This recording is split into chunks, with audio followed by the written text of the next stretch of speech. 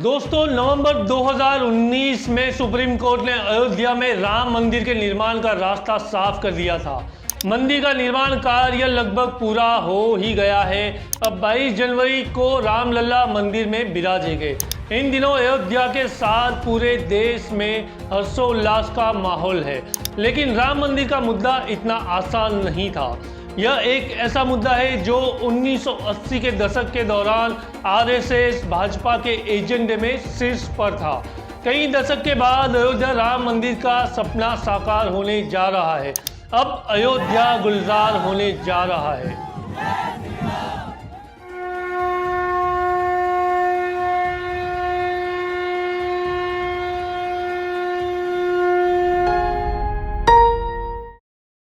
नमस्कार, एलिडेज पोस्ट में आपका फिर से स्वागत है।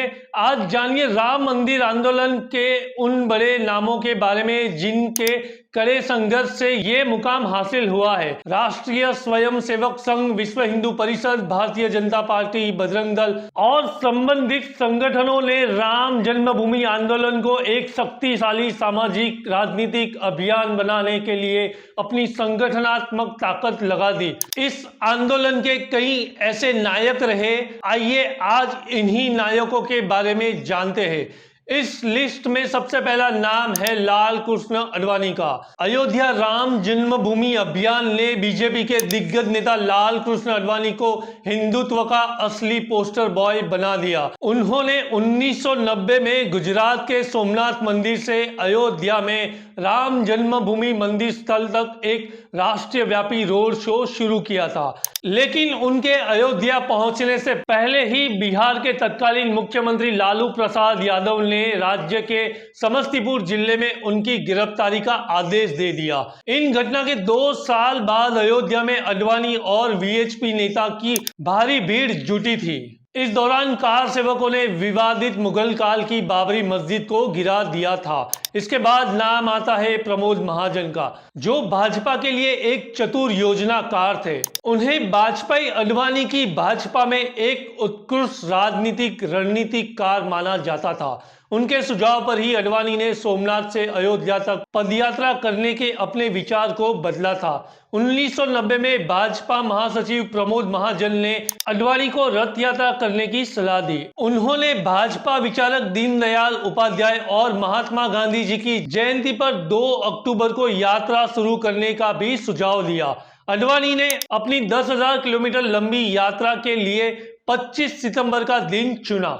यह महाजन ही थे जिन्होंने उस समय भाजपा के उभरते हुए संगठनात्मक नेता नरेंद्र मोदी की मदद से रथ यात्रा की योजना बनाई और उसे क्रियान्वित किया था। अगला नाम आता है वीएचपी नेता अशोक सिंघल का, जिन पर राम जन्मभूमि अभियान के लिए समर्थन जुटाने की जिम्मेदारी दी गई थी।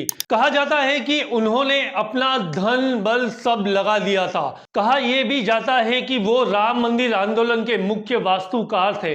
इसमें अगला नाम मुरली मनोहर जोशी का है। 1980 और 90 के दशक के दौरान भाजपा के प्रोफेसर थे। 1992 में जब बाबरी मस्जिद ढहाई गई तब मुरली मनोहर जोशी आडवाणी के साथ थे। इसके बाद नाम आता है उमा भारती का।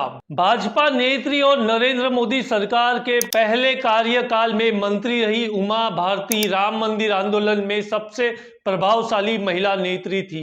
लिब्राहन आयोग ने उन्हें बाबरी मस्जिद के विध्वंस में उनकी भूमिका के लिए भीड़ को उकसाने के लिए दोषी ठहराया था। उमा भारती ने हमेशा से कहा है कि भगवान राम किसी एक पार्टी की संपत्ति नहीं है, राम सभी के हैं। इसके बाद नाम आता है साध्वी ऋतुंबरा का। राम मंदिर आंदोलन के दौरान साध्वी ऋतुंबरा एक फायरब्रांड हिंदू नेता थी। वह अयोध्या राम जन्मभूमि अभियान के पहचाने जाने योग्य महिला चेहरे के रूप में उमा भारती के बाद ही थी। उनके भाषणों के ऑडियो कैसेट खूब बिके। इस लिस्ट में अगला नाम है कल्याण सिंह का। उत्तर प्रदेश के तत्कालीन मुख्यमंत्री के रूप में कल्याण सिंह अयोध्या अभियान के क्षेत्रीय हीरो थे। 6 दिसंबर 1992 को बाबरी मस्जिद ढहाई गई, तब वह सीएम की कुर्सी पर थे। उन्होंने विवादित ढांचे की और बढ़ रहे कार सेवकों के खिलाफ बल प्रयोग नहीं करने का आदेश दिया था।